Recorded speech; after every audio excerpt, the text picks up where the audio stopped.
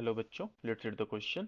A motorboat is racing toward north at 25 km per hour and the water current in the region is 10 km per hour in the direction of 60 degree east of south. The resultant velocity of the boat is.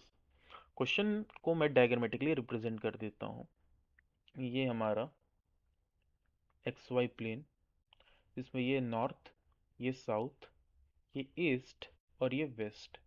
तो question में कह रहा है कि जो motor boat है वो north direction में, इस in this direction, it is going with speed of 25 kilometre per our and water current की जो स्पीड है वो 10 किलोमीटर पर आवर है and it is 60 degree east of south.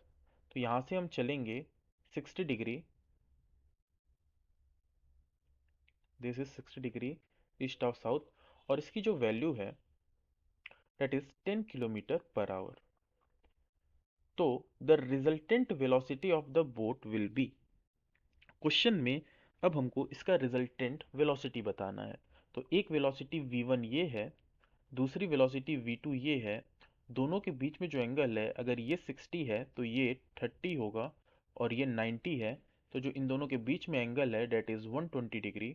इन दोनों के तो ये नॉर्मल एक रिजल्ट वेक्टर हो गया. v1 की वैल्यू 25, v2 की वैल्यू 10 और जो थीटा है डेट इज 120 डिग्री. और हमको अब इसका रिजल्टेंट वेक्टर फाइंड करना है. नाउ रिजल्टेंट फाइंड करना इजी है. वी नो डेट कि v जो इसका रिजल्टेंट होगा वेलोसिटी इसका, that will be under root v1 square plus v2 square plus 2v1 v2 cos theta. Values को पुट करेंगे.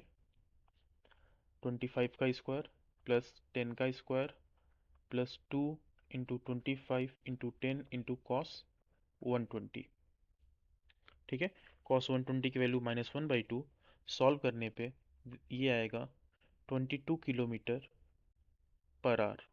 That is option number B. I hope you understood it well. All the best.